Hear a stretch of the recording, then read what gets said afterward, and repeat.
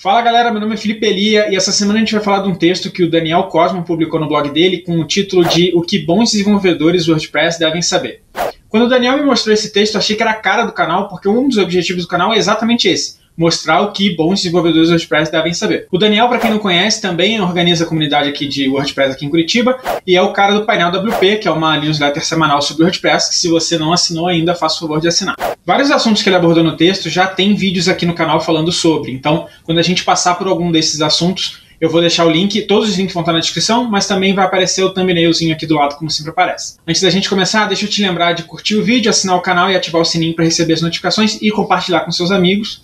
Mas também tem um outro negócio que eu quero falar com vocês rapidinho. O meu site estava na HostGator e eu estava achando ele muito lento, então eu estava vendo outras empresas de hospedagem, acabei migrando da HostGator para Cloudways. Na verdade, você vira cliente da Cloudways com um servidor em alguma outra empresa, mas a Cloudways gerencia para você, você não tem que ficar na linha de comando atualizando a versão do PHP e do MySQL. E aí, nessa que eu troquei, o pessoal da Cloudways entrou em contato comigo e ofereceram um cupom de desconto para quem é do canal. Então, se você está procurando hospedagem, recomendo muito a Cloudways. Eu senti uma diferença brutal na velocidade do meu site. Peguei a Cloudways com a Vultr num data center de Miami, mas parece que está com a máquina aqui do meu lado. E aí o cupom de desconto é o ELIAWP, tudo junto.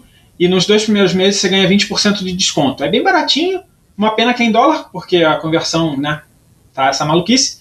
Mas vale muito a pena. E depois eu vou trazer um vídeo só falando sobre esse assunto e agora vamos pro vídeo mesmo. O subtítulo do texto do Cosmo é uma lista com os requisitos do que bons desenvolvedores do WordPress devem saber para ajudar nos estudos ou identificar outros bons profissionais. Esse identificar outros bons profissionais lembra muito aquilo que eu falei lá atrás sobre a dificuldade de encontrar bons profissionais do WordPress. Às vezes é um problema da empresa que está procurando do jeito errado, mas também a gente sabe que existe uma limitação do mercado brasileiro de desenvolvedores do WordPress por uma limitação de conhecimento mesmo. Bastante gente está desenvolvendo WordPress, mas não está antenado no que está acontecendo nos outros lugares. E essa lista, então, é uma excelente lista de quais assuntos você precisa aprender para sair de uma situação de júnior para uma situação de pleno. Uma coisa bacana do texto também é que ele fala que o texto vai ser muito vivo. Então, se você tiver alguma sugestão ou algum assunto que você acha que também é importante, entre em contato com o Cosmo, que ele ficou de editar essa lista aí para ela ficar sempre, né, atualizada. Então, se tu acessar o texto agora e ele estiver um pouquinho diferente do que eu vou falar aqui, é porque ele já está atualizando. O primeiro item da lista, então, é ambiente de desenvolvimento local específico por projeto.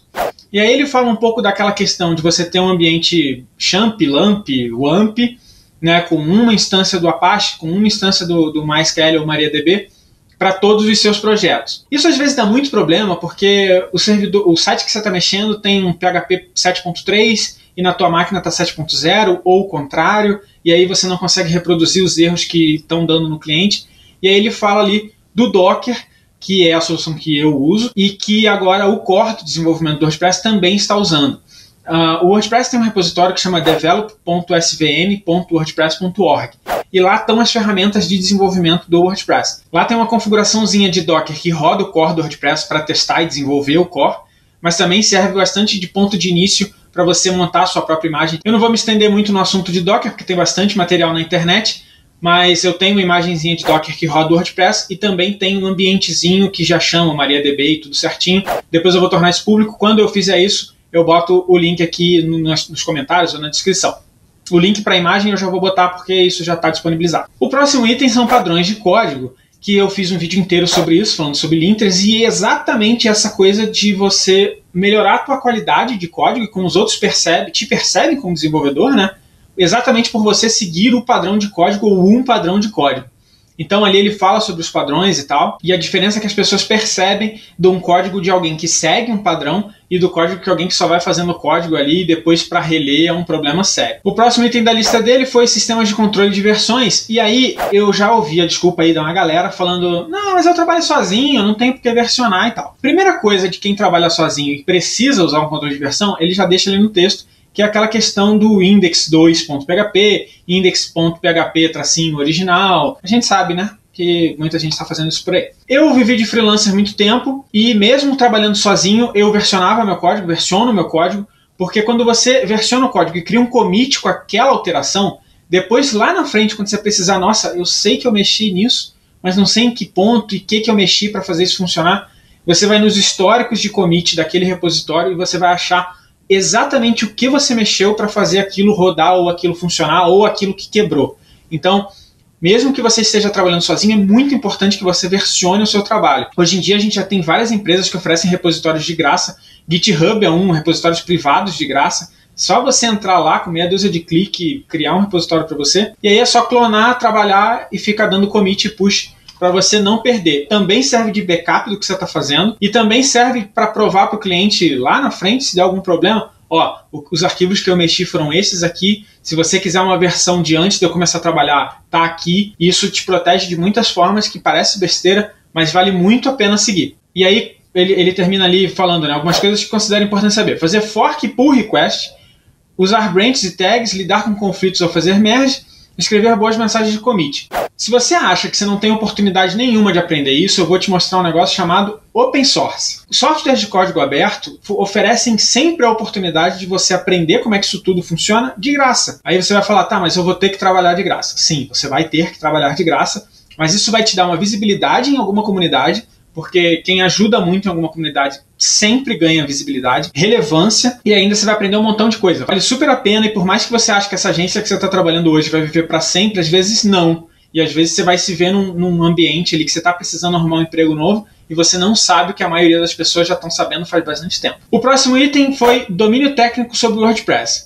E aí ele faz uma listona de vários assuntos que ali casam com o WordPress, né? HTML, CSS, e nessa lista de CSS tem bastante coisa bacana, ó.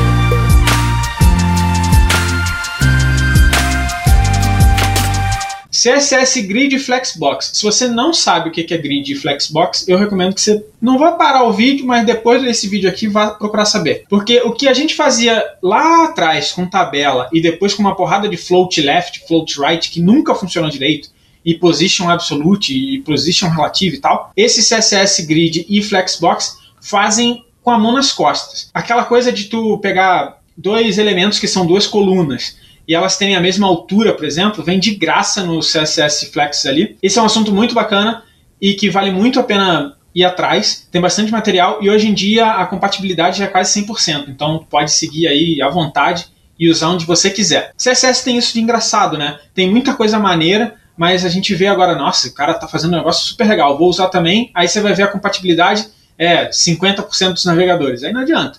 Mas esses itens aí já estão com compatibilidade aí ampla e o próprio CSS já está com essa dinâmica mais rápida. Então, se sai alguma coisa muito maneira agora, daqui a uns 6 meses, 1 ano no máximo, quase todos os navegadores já estão com isso implementado. Ele fala também de estilos de escrita de CSS, OO, CSS, Smax, BEM, que são estilos de você escrever CSS.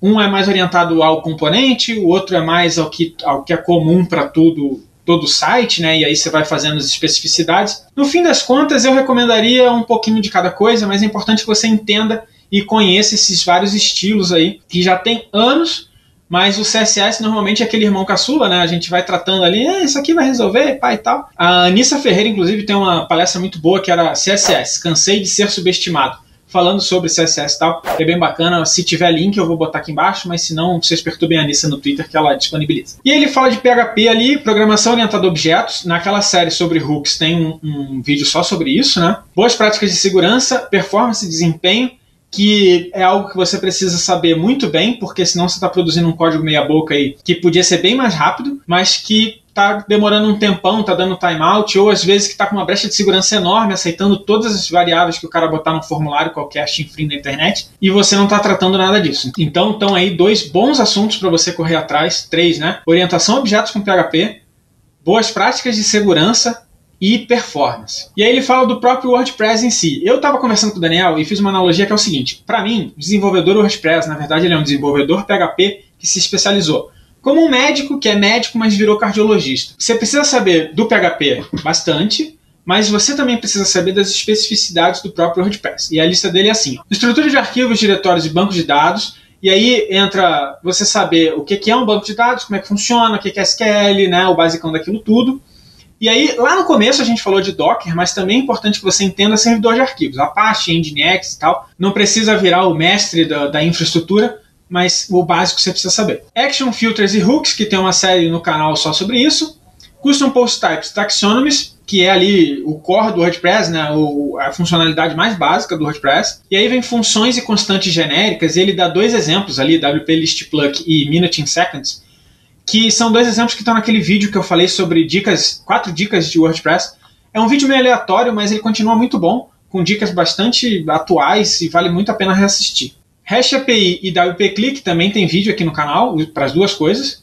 E Gutenberg, que tem aquela série lá do começo do canal, criando bloco e tal, que também é um assunto que já evoluiu bastante de lá para cá, mas os vídeos ainda dão uma boa ideia do que entender ali, do que você precisa fazer para sair do zero. E depois, para terminar essa lista, vem JavaScript com ECMAScript 6 e React, que os dois têm vídeos aqui no canal, que também são lá do começo do canal, né? Mas que servem ali para você que usava jQuery até agora e se viu tendo que aprender esse maravilhoso mundo novo de transpilação de JavaScript. Então, corre lá, assiste lá, para você pelo menos ter uma noção do que você precisa aprender. Seguindo na lista, vem Fluency em inglês, e aí ele recomenda o Grammarly, que é um pluginzinho muito bom, que verifica a gramática. E aí para inglês tem um monte de coisa que eu quero falar, então eu vou fazer num vídeo separado. Mas é muito importante e, assim, para ser bem sincero, as melhores oportunidades de emprego estão lá fora, não estão aqui no Brasil. Então você precisa ter um nível de inglês aí de básico para bom. Não te cobre muito, porque tem bastante gente do exterior falando inglês e falando mal, mas você precisa saber se comunicar pelo menos. Voltando àquele negócio do open source, se você criar pull request, issues e tal, já vai te dar bastante cancha nesse inglês mais técnico, né? Que a gente precisa para ficar trocando ideias sobre o WordPress. O Slack internacional do WordPress também é um ótimo lugar para aprender inglês. Fica ali olhando como é que eles falam e tal, mas eu vou dar mais dicas sobre como falar inglês e aprender inglês e tal num vídeo separado. E aí, para encerrar, ele fala sobre participar da comunidade do WordPress. E ali no meio ele fala de ter um perfil no WordPress.org, que eu já falei aqui no canal algumas vezes. É muito importante, e é muito importante que esse teu perfil do WordPress.org seja algo, né, bacana, que você consiga mostrar ali bastante participação na comunidade. Já teve vídeo aqui no canal falando sobre o Slack do WordPress aqui no Brasil, que é molezinha de entrar e tal, e a gente fala bastante coisa sobre como participar do WordPress no Brasil. Tem bastante coisa para ajudar, né? Bastante coisa de documentação. E essa semana a gente teve reunião dos fóruns do WordPress, que é um lugar que eu recomendo muito que você vá, tanto para ajudar quanto para perguntar, o fórum oficial aqui do WordPress no Brasil. E a gente estava conversando sobre quanto a gente aprendeu no fórum respondendo a pergunta dos outros. Porque às vezes a pessoa chega com uma dúvida que tu nunca pensou, e aí tu vai futicando ali, deixa eu tentar entender, deixa eu tentar ajudar essa pessoa, e você acaba aprendendo um monte. Então, participar no fórum é uma ideia, genial. O Cosmo fala também dos eventos presenciais, que são os meetups e os WordCamps, né? Se você é daqui de Curitiba, todo mês a gente faz meetup de WordPress aqui em Curitiba. Eu vou deixar o link aqui embaixo, então se você é de Curitiba, não perde o próximo meetup, que já está marcado. Se você é de São Paulo, também tem encontros regulares, Porto Alegre, Florianópolis, Belo Horizonte, Rio de Janeiro voltou agora. Tem bastante lugar com meetup aqui no Brasil. É só você correr atrás, que é um lugar que você também aprende muito. Esse negócio da comunidade é interessante, porque muita empresa olha o que você já fez de trabalho voluntário na vida. Então, assim, pense que isso, além de enriquecer a comunidade, enriquece também o seu currículo e o seu portfólio. Você pode mostrar que você tem boa vontade, em primeiro lugar, você sabe trabalhar em equipe, e você também não fica só querendo coisas em troca. Você também está disposto a se doar para alguma causa, e também é um jeito de dar de volta tudo que o WordPress dá pra gente. Então é isso, galera. Não esquece de curtir o vídeo aqui. Se você lembrou de alguma coisa, não esquece de deixar um comentário aqui e no post do Cosmo. Se você está pensando em trocar de hospedagem, usa aquele cupom ELIAWP lá na Cloudways. E até a semana que vem. Tchau!